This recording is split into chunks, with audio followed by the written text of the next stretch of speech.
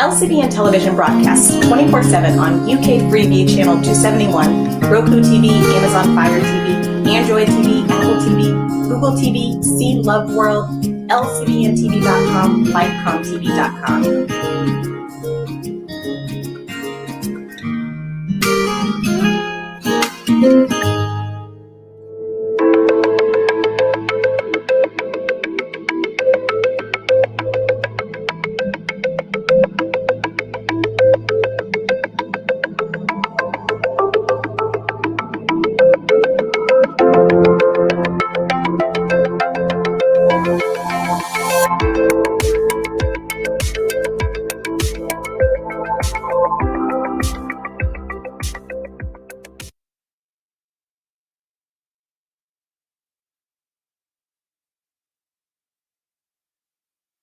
The day they were going to pay my bride price, I insisted I didn't want my uncle to collect my bride price. I called my mother's uncle to come and collect my bride price, which on a good day, how many people can do that?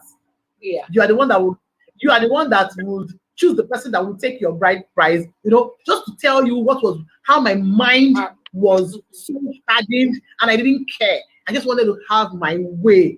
In all of this, I just wanted to leave that house. Even when the list of the things, when you get married in Africa, your family has a list they would give to the man. I tell you this before God, I wrote that list myself. As I speak to you, my marriage will be 18 years in June. My family doesn't know what I wrote inside that list. When he bought the things and he brought the box, I didn't open that box for anybody to see. Even on the day of the traditional wedding, it was what I wanted that happened. The person I wanted to sit on the position of a father, then on the church wedding too, I insisted I wanted my brother to give me out. I didn't want him to touch my hand. Then we got married. On the night of the wedding, as we got home, my husband just removed his jacket. Immediately he did that, I had triggers. Everything began to flash back. I started shaking. I had panic attack. I was shaking. So I said to him that, sir, I need to talk to you. He said, no, Tony, I'm now married, so you can call me by my first name. I said, please, sir, I need you to do me a favor. He kept saying, why are you shaking? Why? So I just said to him, I said, I need you to do me a favor. Please, can we live like brother and sister? And without thinking, my husband said to me later on that when I said that thing, what just crossed his mind was that this girl needs help. So he just said, okay. So the following day, he organized a counseling session. Can I just ask you, so at that point, did you understand what a man and woman did? Or were you still just carrying the information of abuse? No, it was when he removed his jacket. When he took off his clothes. So you were expecting that, okay, we are supposed to have sex. But I didn't remember. The truth is, that I did not remember something for you. Yes, it was immediately he took off his jacket. It just occurred to me that, Anthonia, married people do stuff after they get married. It was at that point, it just occurred to me. That was why I began to panic. And he agreed. And I said to him, can you do me a favor? Please don't tell me, Anthonia, don't tell me I love you. Don't call me pet names. Because my uncle used to call me pet names a lot. So I don't like endearments. So up till today, my husband calls me Tonya. That's what he calls me till date. He calls me Tonya. So I said, please, if you're going to the bathroom, don't walk naked. I don't want to see you naked. Wrap your towel around you. Then when we're sleeping, please don't cuddle me. Don't tell me you love me. Let's just relate like brother and sister. And he said, yes. Now, this man is an only child. He's an only child, So he organized the counseling session for me the following day after our marriage. He got his pastor's friends who were very close to him for them to talk to me, to beg me. So he had no idea who he had married. He had no idea. He didn't have any idea of your past. He knew I had been abused, but he didn't know that the thing affected me that badly. Okay, so yes, he had he didn't know. He said he didn't know. He didn't know. Yes, I told him.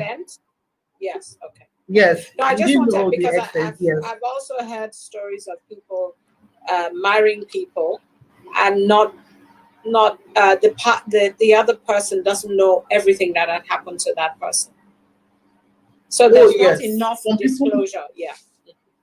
yes. So he knew Yes. that you'd been abused, but he didn't have an understanding of the impact that was you were still living with. Okay. Yes, he didn't. He didn't. He didn't. So he said it was when I told him that we should be relating like a brother and sister. That was when it occurred to him that wow, this girl really, really needs help. You know. So he's been very patient with me all through the years. So even even when I had children, he was with me in the labor room all through because I would not be able to stay with a male doctor. I can't stay in the room with a male all alone. I will begin to have panic attacks and serious anxiety issues. Yes, so if I have to do scan when I was bearing children, he was always there. He's been very, very, very supportive. You know, when I fall into bouts of depression, he did all he could. You know, he would play music for me, put my favorite song, which is I will lift up my eyes to the hills from whence cometh my help, Psalm 121. He would put it on replay for me to play every day. You know, he would take the children to school. He would go for PTA meetings. He would go for open days in my children's school. You know, when it got so bad, I couldn't. As bad as when the school bus comes, Anthonia, leave your room. My husband would call, Tonya, the school bus is outside. I will not be able to carry myself up to go to the door to open for the children to come, you know. So he now made arrangement with one of my friends' mother. Depression. You had severe depression. Yes, very bad. So he had to make arrangements with my friend's mother. So the school bus will drop my children in my friend's mother's house, and my husband will pick the children in the evening when he's coming back. You know, so when he's coming back in the evening, he will call me on the phone to say, Tonya, I need you to gather yourself together so that you can talk to the children when we get home. I don't want them to see you in this mood. Then if my children want to talk to my children, learned how to write on time because mommy is always in a bad mood. So you hear my children say, Mommy, are you in a good mood? I want to talk to you. So I'll tell them, go and write whatever you want to write. So one of the reasons why I had to get help was because my children were now growing up. I was not emotionally present for them. My husband practically brought up the children. You know, this is not something I'm proud of, but I just couldn't help it. My husband bring up the children. You know, most of the things you would read. I don't talk about my marriage in public. I don't like it. I don't like it because my life is very contradictory. You know, everything a woman should do to keep her home, in my own case, Anthonia, is the opposite. Yes, it's not. I'm not the one. I'm not the one. So you now realize at some point that you had to get help. Yeah. Yes. So yes. So you were practicing Christians. Your husband was working. Yeah. But you still. You still wrestled with depression. Still have this feeling. Yes. The first time I was even suicidal, I was a worker in church. I was going to work in church as an usher that day. But I took my children, I went to the pharmacy, I bought the drugs. I asked my husband that morning if suicide was a sin, and he said yes. Then he panicked and he looked at me and he said, Anthonia, who wants to commit suicide? I said, nobody. So I made up my mind I was going to go to church that evening to beg God to please accept my soul, that I didn't want to go to hellfire, but I was tired of this life. Then I felt that my husband is a very good person. I felt that I didn't deserve him. I felt he deserved a girl who didn't have all this my baggage, that this guy is just going his way, you know. And death, yeah. I think when we hear people commit suicide, we don't understand what they were thinking. So most of the time, they're thinking that the world would actually be a better place without them. A better place without family. Me. Yes, that they are a burden to their family. They're a burden to everybody else. So actually, the best help they can help their family is for them not to be around. You know, for them to leave. I'm sort of stopping interrupting you because I think Okay. part of what I want to achieve, and you also, is to actually get people to have an understanding that these things happen. You know, these Yeah, they do things happen. are real. And whether you're a person of faith or not, the emotions are the same. The emotions are the same. Yeah. We're going to take a break now, and then we'll come back to hear the rest of your story. Okay, ma'am. What an interesting journey she has had. Thank you for watching. My name is Lydia Khalil, and I will see you next week for the second half.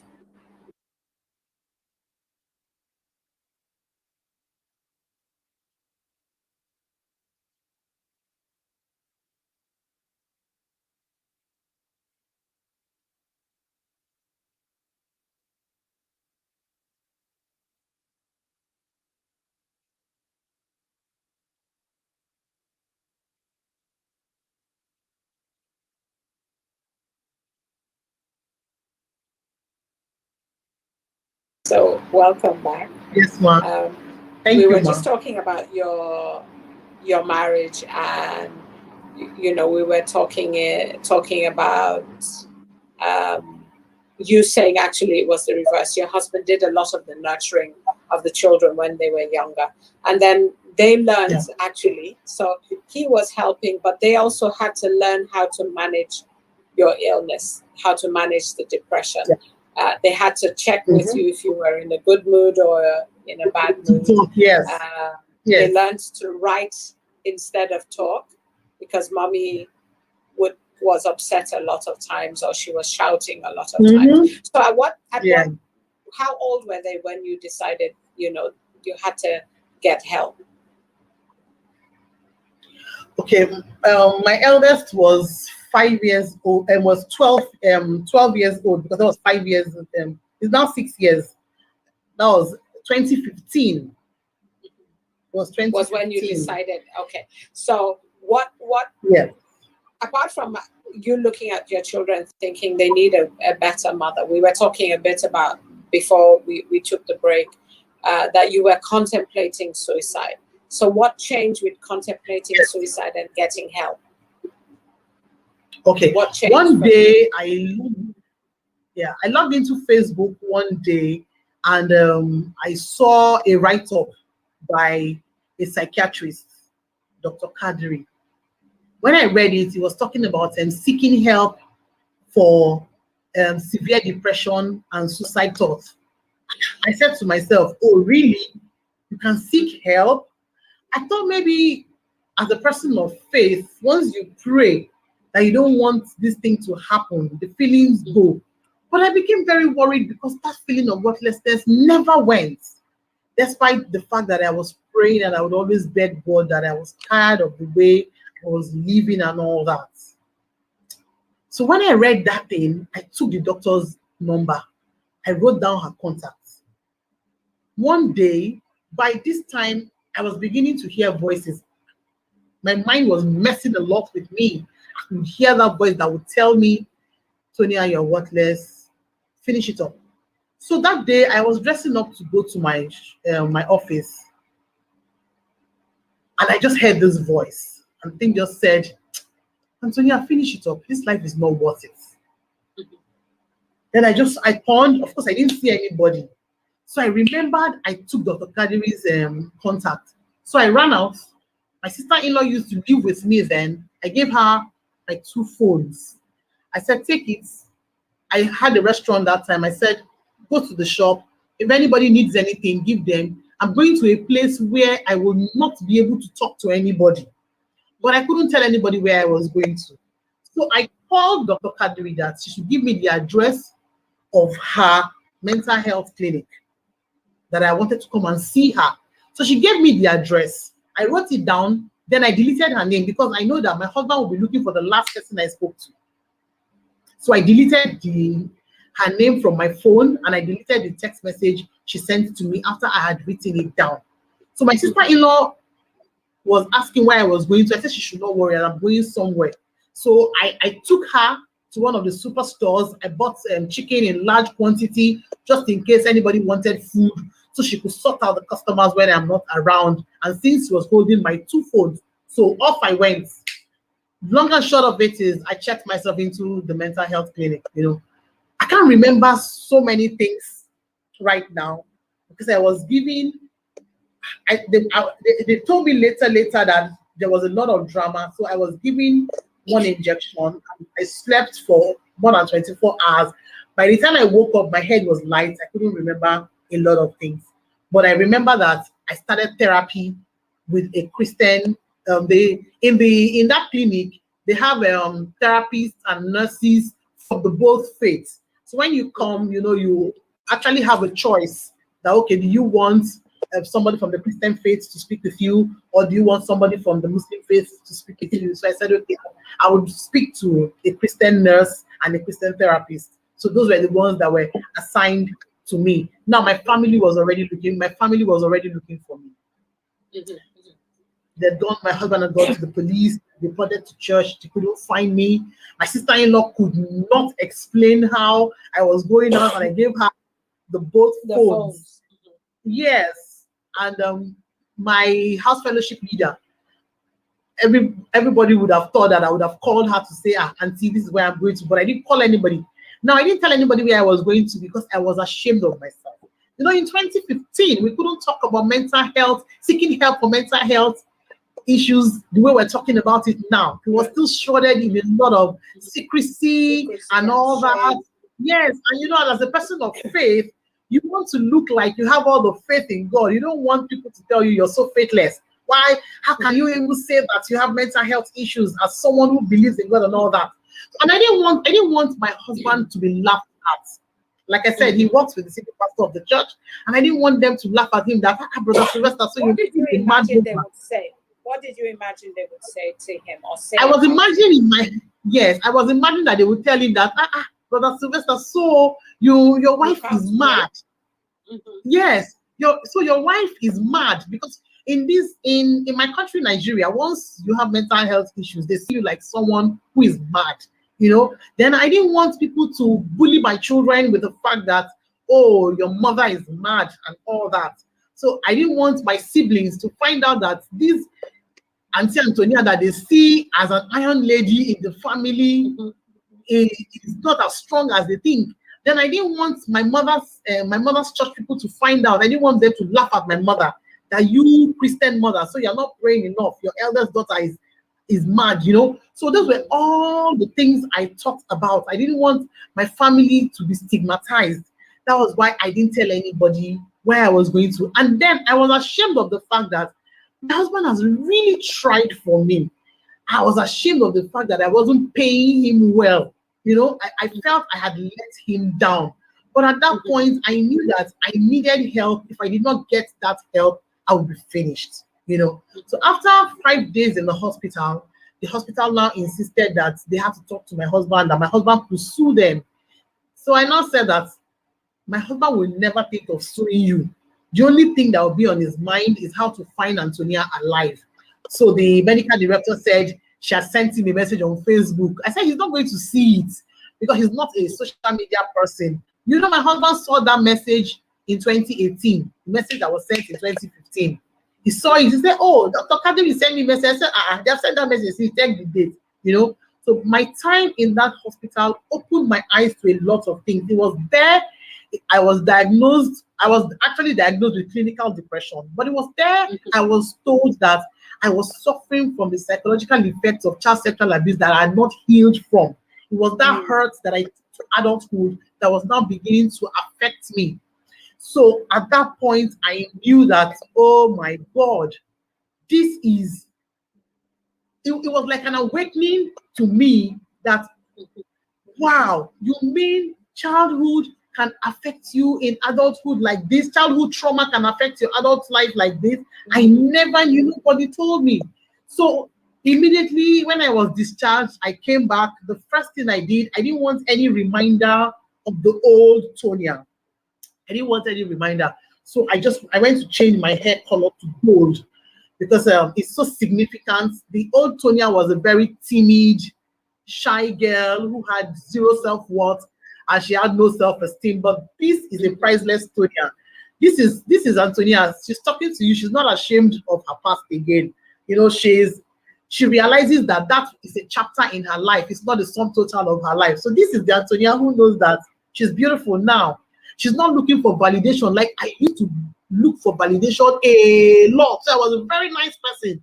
I wanted to be in the good books of everybody, you know. So I had to change my hair color, is rebranding my new self. Yourself. And I promised my children I wasn't going to run away. If I have to go out, you see my children, they'll come to the door. Mommy, I hope you're not running again. So I had to promise them that I went to get help because of them. Then I just said, one day, I laid down, I was just thinking about my life. It just occurred to me that you need to start a support group for adult survivors of child sexual abuse. And that was how Sonia Bruised But Not Bruised started. So yes. How long did you continue seeing the counselor after you left the hospital?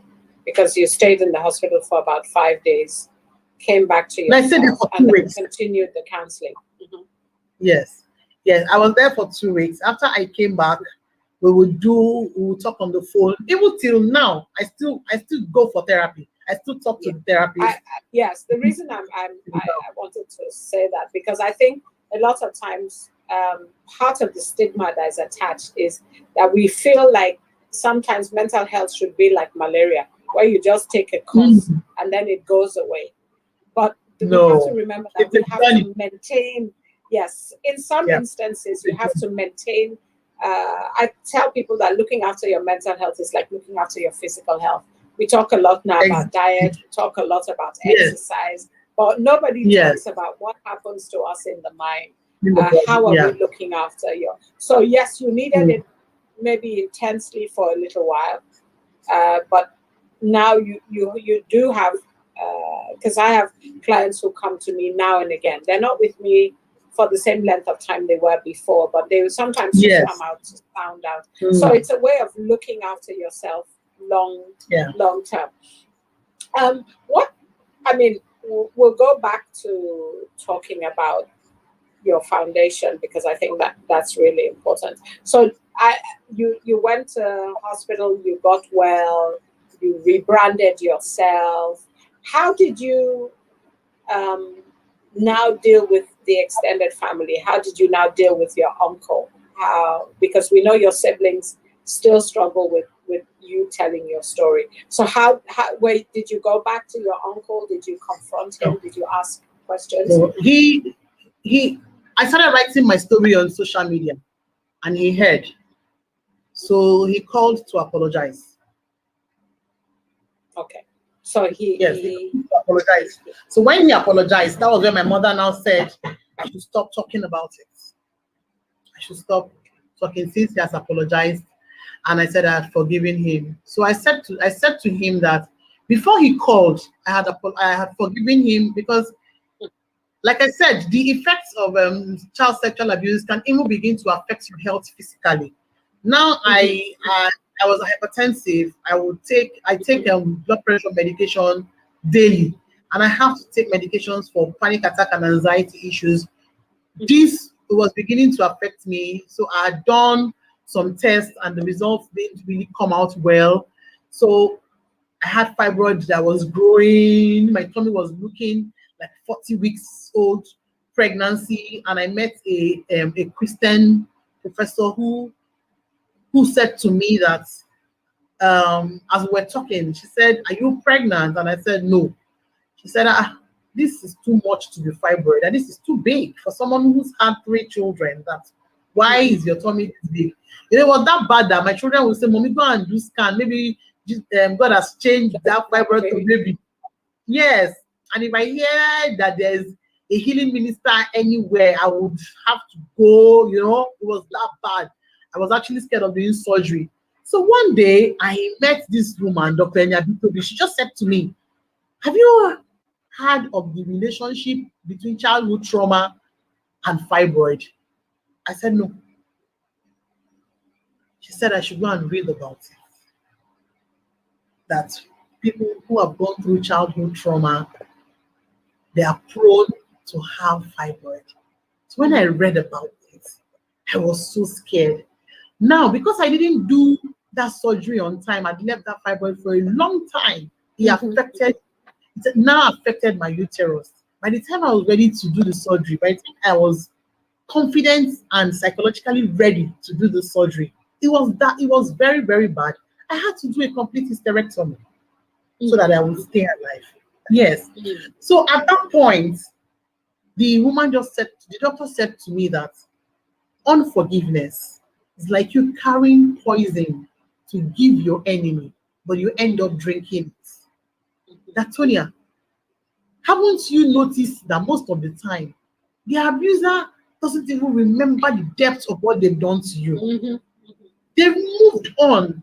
And I sat down to think, my uncle is almost a grandfather. He was almost a grandfather at that time. I said, the children have left the university. I'm still stuck in what happened to me when I was 12. And every time I have to tell this story, I will break down and start crying as if it happened last year. And my life was at a standstill. I mean, a standstill, because I just couldn't do anything. She said, you have to let go. That when you forgive the perpetrator, you're not doing the perpetrator any favor. You're doing yourself a lot of favor. So she said, who is going through all of these health issues now? Your legs are the ones swollen. You have to lift your legs up. You are the one who is taking medication every day to be able to function. This person doesn't know he's enjoying his life. He's now a minister in a Pentecostal church, and you're still here. So I just said to myself, okay, I have to let go. I will forgive him. By that time, it wasn't a tough decision again because my health was more important for me. So by the time my uncle was saying he was sorry, he meant nothing. I just kept saying, I've forgiven you. I've let go. But my family thinks that if I've forgiven him like I claim, I shouldn't talk about it again. So I said no. So that is the justification for the forgiveness. That's how you prove that you are forgiving him. Yeah, that you're forgiving him. Yes. Yes. To stop talking. So I think this is also important, that when we people suffer trauma, it actually affects the body. I'm really fascinated with that aspect of therapy, because sometimes we even have physical illness. Yes. Physical illness is tied to the trauma, and once we find healing for that, the physical impacts of it actually also get healed. So it's let me tell you what happened to me last year, ma. Sorry, ma. Let me tell you what happened to me. 2020, I was very ill. I was ill for maybe like 8 months. The better part of 2020, I was ill. What happened? One day I woke up and I couldn't get up from the bed. I couldn't stand. I couldn't sit.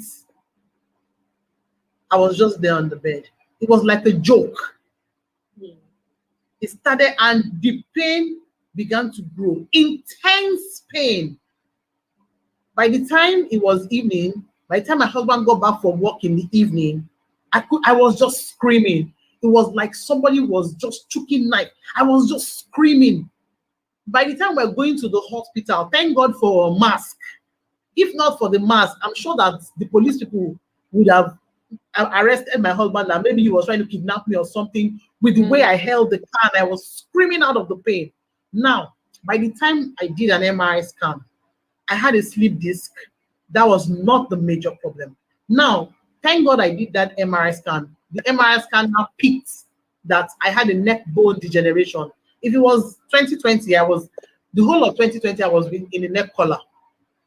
Now, when I went to see the orthopedic surgeon, the first time I saw the orthopedic surgeon, as he placed his hand on my shoulder, he just said, "What? Madam, what's going on here?" I didn't know what he was saying. So I said, "Excuse me, sir, what's the problem?" He said, "There's so much trauma inside your bone." My husband and I looked at ourselves that you put your hand on my shoulder and you're saying trauma. What's the hand? Anyway, The next thing the doctor would ask me, that orthopedic surgeon said to me is, did you go through any childhood trauma, like child abandonment, child abuse, or child sexual abuse? My husband and I looked at ourselves. And I said, why are you asking, sir? He said, because it is so obvious in your bones that you went through trauma. That is why this degeneration is as bad as this. So I had to start treatment immediately. I was doing physiotherapy 3 times every week to be able to sit. I've been sitting with you like this. In 2020, I couldn't sit for more than 5 minutes. I couldn't walk from my room to the kitchen. You know, so I said to my husband, I said, more than ever before, I'm not going to keep quiet any longer. Because even after the physical abuse has stopped, you keep suffering the mental abuse, and it begins to affect even your health. Meanwhile, the person who did this to you has no clue. So that's why we're telling parents now that the best thing is for sexual abuse not to happen. It is better for it not to happen at all, because it is very expensive. It's very, very expensive. The money you spend on medication, I don't want to tell you how much I spend on medication monthly. Okay, so we know you have three beautiful children. How did sex then get to happen in your marriage? Because we know initially it was something traumatic for you. Yes. Okay, so after 3 months, my husband began to beg me that, Tonya, I'm not your brother. I'm not your brother. So, took me to a pastor. They talked to me. They talked and talked and talked. So I now gave my rules and my regulations. I had my rules. My rules were, you put the lights off. You won't say you love me. You won't say anything. And when you're done, you tie your towel. You must cover up. I mustn't see you completely naked. If you agree to the rules, then he said, the person asked him, he said he agreed. So that's the first night that sex happened. Of course, my mind was not there. My mind wasn't there. So he didn't say a word to me. When he was done, he got up, he covered himself up before he put on the lights. So the following day, he said, can we talk? And I said, no. So I used to apologize to him a lot, because I know that it takes a lot of emotional maturity for a man to handle the things that Sylvester has gone through in all the years of being married to me, Anthonia. So I apologized. When I was ready to talk about it, I apologized. And I told him that I'm sorry, that I don't know why I'm doing what I'm doing, but I can't help it, So that was how sex was, nothing serious, until after 12 years of being married, I couldn't stand naked before my husband. So we went for a couple's dinner one day, and they brought in a sex therapist. So he said, can we talk to the sex therapist? I said, yes. So we spoke, but as the woman was talking, I was just getting irritated, like, what's this one saying? But the truth is, now my husband is used to me. We understand each other very much. Like I said to you, I don't really like talking about my marriage. Sex is not what is keeping us together. We have a fantastic relationship. Yes, our communication, I think that communication is 100%, because if it was sex, we would have gone our separate ways, Yes. And Okay, thank you for sharing that. I think what also came out in it is communication is key. Your husband married you for who you were, who you Yes. are, and who you're still going to be. So in transitioning, it is, I think, a challenge to, when we say we actually love people, can we love them through their trauma? Can we love them yes. through their pain? Oh, Can we love them yes. through, Yes. all the journey that you've had? being Yes. in hospital, being unwell, suffering depression, attempting or thinking of committing suicide. So it actually talks about the complicity of the love that your husband has for you. And I think what it brings out is that you sought help. And God helped along the way because he brought the help at the right points, where you read something in Facebook, you met a lady who spoke again about physical trauma and your fibroids. You met a good orthopedic surgeon. Then you met a sex therapist. So there were professionals along the way that aided the healing. I think it's important because I'm not saying prayer doesn't work. I say this all the time on this program. I'm not saying prayer doesn't work. But God has given the ability, the grace, the gifting to people. And we need to open up our minds to accept the help that God has made available. And I think you're a good testimony of that. You know, you had a praying, loving, constant husband, but you still employed the help of physicians, the help of therapists, you know, along the way that is helping you bring your healing to a completion. Okay, let's ask this is a big question. It's going to what would you say that Christianity plays in, I don't know if I should say aiding, or what role does Christianity play in sexual abuse in the context? I know we touched on it a bit at the beginning, and I don't think it matters the denomination, because every denomination suffers it. Catholic, or not, I shouldn't say particularly Catholic faith, but faith that have priests or men sometimes abuse the congregants or the children they're in charge of. We've heard it happen even in Pentecostal settings where ministers are accused of rape or sexual abuse. What can the church do? What can the church do? We need to, alongside the doctrines that we teach, do we need to actually bring that education into church? We need to. The church needs to begin to talk about sexual violence the way it is talking about every other sin. There's no sin there's no sin that is bigger than the other.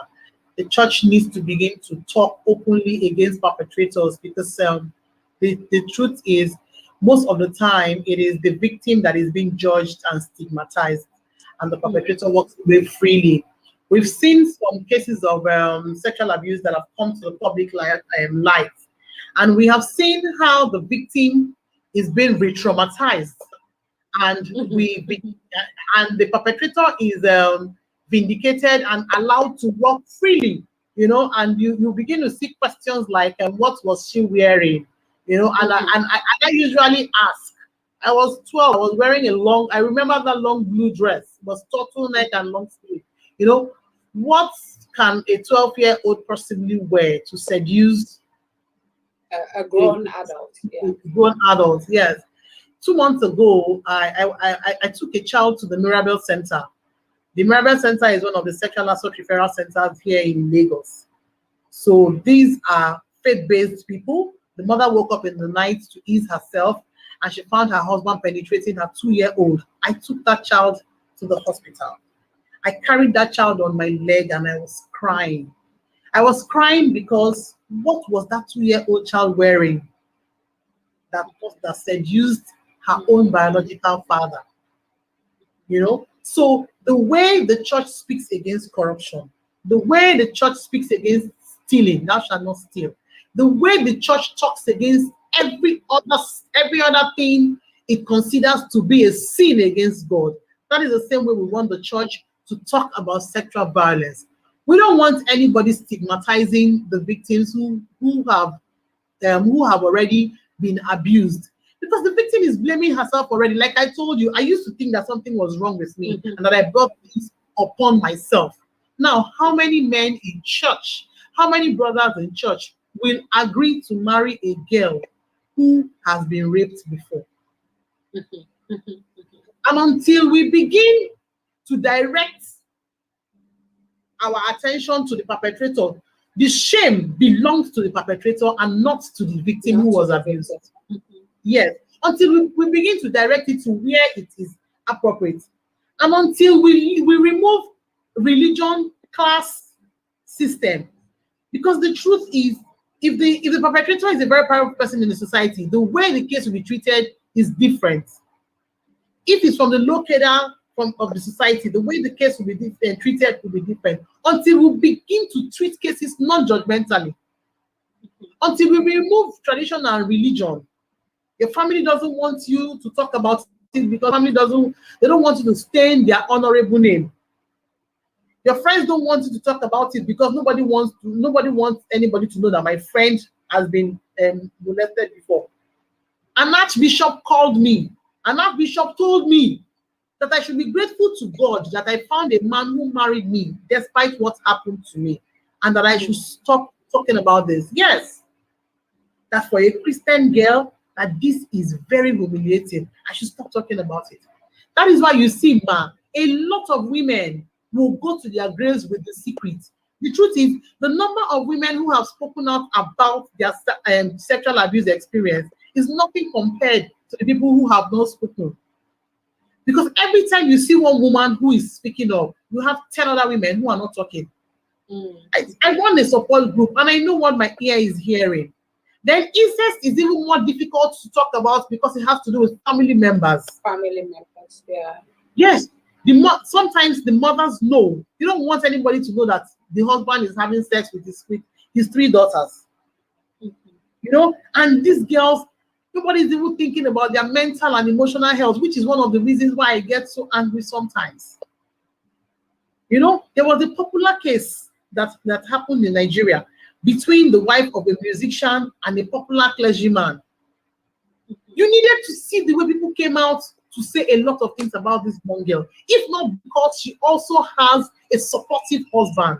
Thank God for a man like Lydia Khalil. If not that he stood by that girl, she could have committed suicide with the kind of backlash that came from the Christian community. Yes, because there's this, I don't know if there's this unseen or written code that you don't touch these people, but you see, too much is happening, and until we begin to address these issues. Anyway, right now in Lagos State, there's zero tolerance for sexual and any form of gender-based violence. Where it doesn't matter who you are, as long as the person reports. And the age of consent in Lagos State is 18 years. So that is to say that a child, anybody below the age of 18, cannot give you consent for sex. Anyway. Yes. And under the Violence Against Persons Prohibition Act, consent can be withdrawn. So you cannot force somebody to have have sex with them without their consent. It is rape. Yes. Yeah. So if a woman agreed yesterday, it doesn't mean that she will today. Yes, if she withdraws consent and says, I don't want to do it again, I know is no. Yes. I know so it's no. In my opinion, I think that until we have somebody who is high up there jailed for sexual offense, it will not serve as a the others will not learn. But if something like that happens, it will serve as a deterrent. Because right now, if you have money, I'm sorry, if you have money, you'll be able to buy justice. There was a case between a popular musician and a young girl that happened recently, you know, and the girl called him out. The guy employed all the state apparatus to fight this girl, to the extent of getting the private police people, the IGP police, President General of Police Squad. They came from Abuja to come and arrest this girl in Lagos. I was heavily involved in that case, so I know the amount of power play. After they started begging and the girl refused, she wanted justice. There was power play. The day the girl was kidnapped, we were on the way to the first headquarters when we heard the girl was kidnapped. You know, it was really, really, really terrible. That's the way that girl was treated. She had to say she's not doing that case again. And the way the media handled it, withdraw her. Yes, that girl had to withdraw that case. Yeah. And the media twisted it to say that she said the guy didn't do it. It was not true. The humiliation was so much. It was just too much. Yes, it was too much. You get a son, you slam her with 10 billion naira. You know, the girl was intimidated to the point that she said she's not talking again. The kind of mails I get. So that singular act alone, it broke the back of a lot of survivors who wanted to talk before, and when they saw that, they decided that the best thing is not to talk. You know, so that is why, yes, that's why I write on social media and I use myself as a reference point. So and I tell them so that you can come to my inbox. You don't have to tell your story to the public before you heal. You don't have to. Yeah. You don't. Yes, you don't. Okay. You don't have to, because now we also have social media justice. By the time we are judged and prosecuted on the court of social media, the victim is re-traumatized. I think we need to get past that victim blaming mentality. We need to begin to consider the health and the psychological welfare of the victim involved, which is why I say a lot of deep things about myself. It's not because maybe I want to talk about it. No, I say, you know, my husband has got calls. Why are you allowing this girl talk like this? Pastors have called him. To ask, what, oh yeah, he's been bullied. What does your husband think? Yeah, what does your husband think about all this? He doesn't think anything. He's 1,000%. 1,000%. And the children, even there was a time. Yes, my children support me. There was a time I was going to stop because somebody bullied my daughter in church. I shared my story in church, and my daughter came home and said to me that somebody in my department had told her daughter that she couldn't be friends with my daughter again because my uncle was raping me when I was young. So when my daughter said that thing to me, I felt terrible. I felt bad. You know, I started crying. I told them that I needed to have a meeting with them that afternoon. So I said to them that I don't want to talk again. I want to stop talking. My children do advocacy with me. You know, when they were in primary school, they would say, Mommy, you need to come talk in my school. Somebody is having sex with their cousin and they don't know that it's not good. And I was telling her that it's wrong.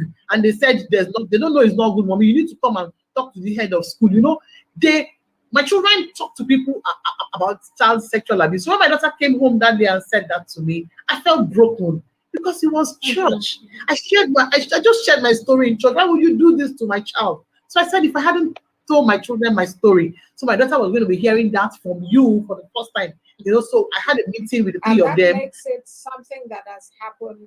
I think a lot of times we refer to people by their trauma, you know. Yes. So something has happened in the past. It's no longer happening, but the person has chosen that to mean, because that happened to you in the past, it talks, somehow it stains your character and stains your person and is able to influence your children. So at what point does God make things new? At what point does God change? You know, and does the church actually take responsibility for this perfection we keep preaching?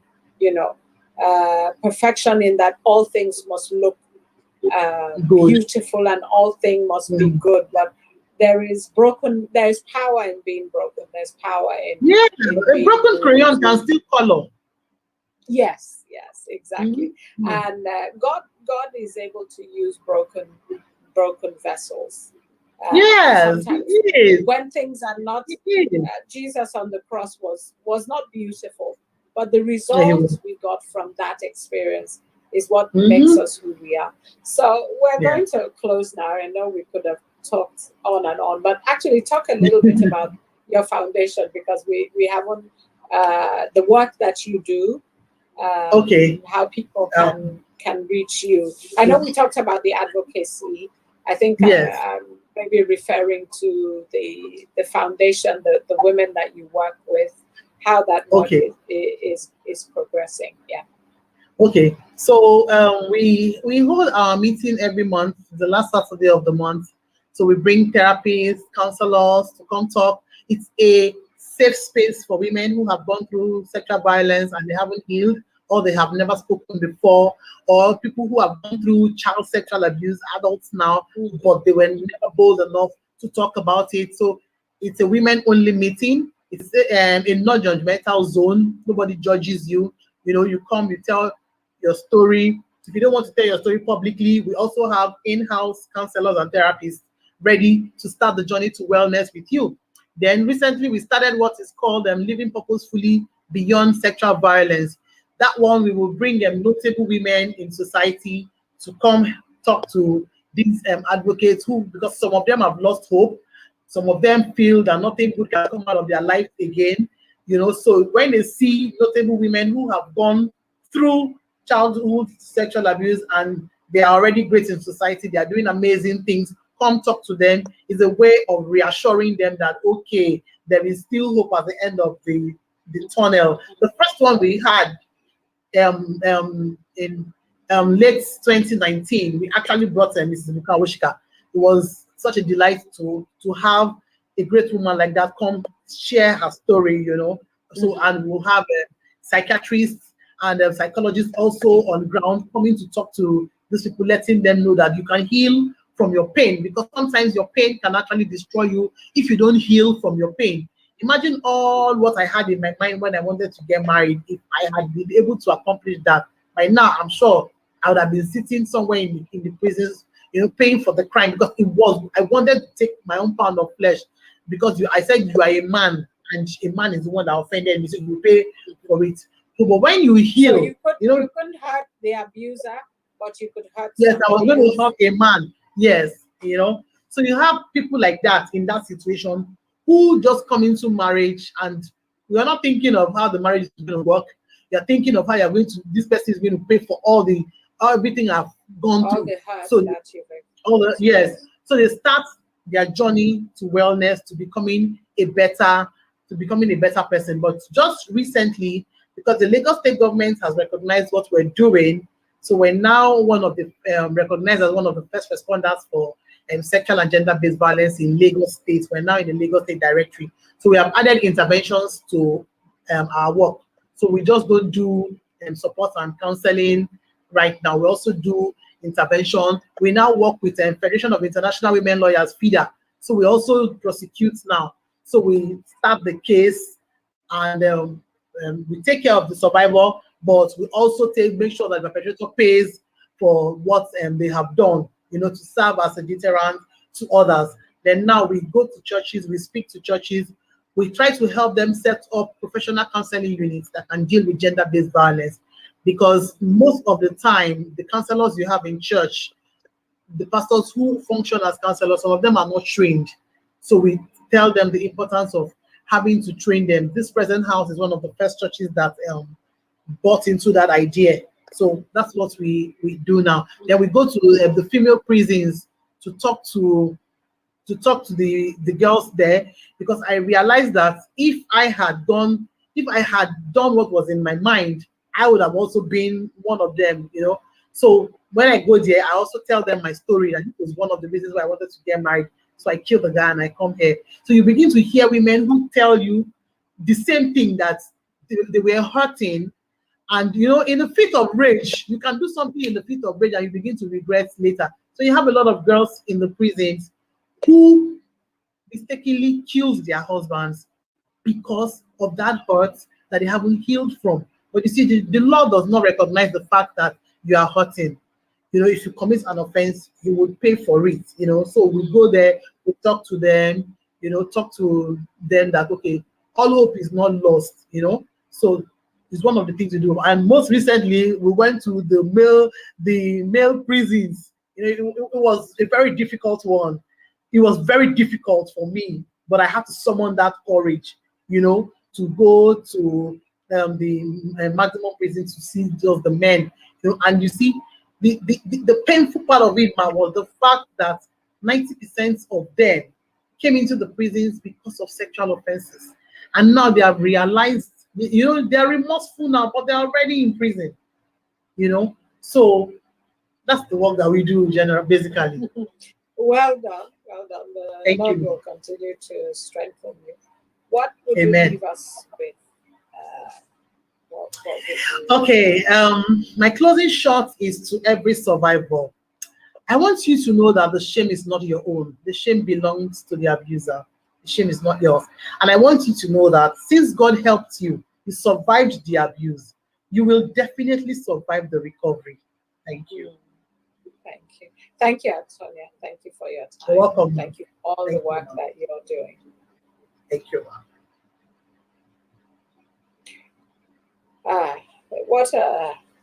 What a story, what a journey, and how God, I love her foundation is called Bruised, but not broken.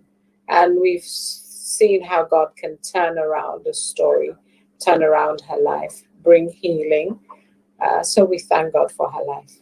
Thank you for watching. My name is Lydia Khalil, and I will see you next week.